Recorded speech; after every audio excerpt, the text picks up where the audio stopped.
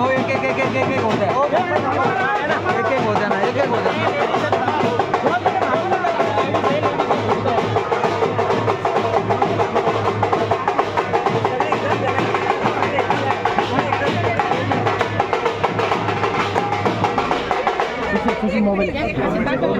Photo भी घ्या mobile मागे तात्या दादा, मोबाईल एक मिनिट, एक फोटो घेऊ द्या दादा, एक मिनिट मागे, दादा एक मिनिट मागे, दादा मागे, दादा मागे, एक मिनिट, दादा मागे, दादा मागे ना, मागे ना तुम्ही. हा भाऊ समोर, हा भाऊ समोर, समोर दादा समोर. ओके. वैसे तो मैं जब से इंडिया आया हूँ, 6 जून को मैं इंडिया आया था, तब से मैं घर पर 2 दिन के लिए रुका था, 2 दिन ही रुका था. उसके बाद मैं पूरे देश भर में घूमा. उसके बाद पिछले 36-37 दिन से जंतर मंतर पर बैठा था. काफ़ी खुशी मिल रही है घर आकर, इतने लंबे समय के बाद और इतने लंबे संघर्ष के बाद घर आया हूँ.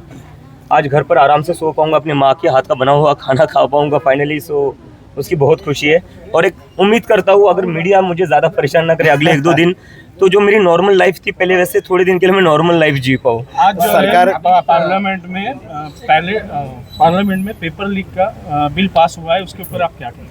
मुझे लगता है बिल आते रहेंगे जब तक ये लोगों की नीयत सही नहीं होती है, तब तक कुछ नहीं हो सकता. बिल रिफॉर्म्स इस देश में कई कानून अच्छे बने हुए हैं, कानून एक से एक बनते हैं इस देश में. फास्ट ट्रैक कोर्ट का वादा किया था नरेंद्र मोदी ने 3 दिन पहले, और उस पर लोग काफी खुश हो गए थे कि अब पेपर लीक पर फास्ट ट्रैक कोर्ट बैठ गई. क्या हुआ पहली हियरिंग में? पहली हियरिंग ही पोस्टपोन हो गई क्योंकि सीबीआई का काउंसिल आया नहीं. तो कानून आप कैसे भी बना लो, जब तक उसको इम्प्लीमेंट करने वाले अच्छे नहीं है, तब तक उस कानून का क्या मतलब है? स्टूडेंट्स को ढूंढा जा रहा है. पंतप्रधान जी की जो मोबाइल पे उन्होंने की, मुझे लगता है उनको इन्फ्लुएंसर बनना चाहिए. बहुत अच्छा कर रहे हैं वो, एज ए इन्फ्लुएंसर बहुत अच्छा काम कर रहे हैं. प्रधानमंत्री की कुर्सी छोड़ दे, इन्फ्लुएंसर बन जाए, प्रधानमंत्री का काम कोई और कर लेगा. स्टूडेंट्स को ढूंढा जा रहा है, एफआईआर रजिस्टर्ड हो रहा है, इस बारे में क्या कहेंगे? नहीं लिया गया है. अगर एफआईआर पीछे नहीं लेते और स्टूडेंट्स को ऐसे ही परेशान करते रहेंगे तो हम फिर से आंदोलन करेंगे. इस सरकार को ये बात समझनी चाहिए कि स्टूडेंट्स का गुस्सा कम नहीं हुआ है. अगर उन्हें लगता है एक धर्मेंद्र प्रधान का इस्तीफा देकर ये गुस्सा ठंडा हो जाएगा, ऐसा नहीं है.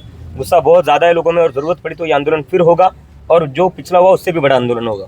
कंगना राणावतने एक टीका केली, जे झेंडी होते तिथे त्या ठिकाणी त्यांनी मोदींबद्दल आक्षेपार्ह भाषा वापरली, त्याच्यावर त्यांनी आक्षेपार्ह गटार वगैरे शब्द वापरले. उन्होंने कहा है कि वो गटर छाप है कंगना राणावत, और उनके माता पिता के बारे में भी कहा है, जो बच्चे आंदोलन करता थे उनके माता पिता के बारे में भी उन्होंने टिप्पणी की है.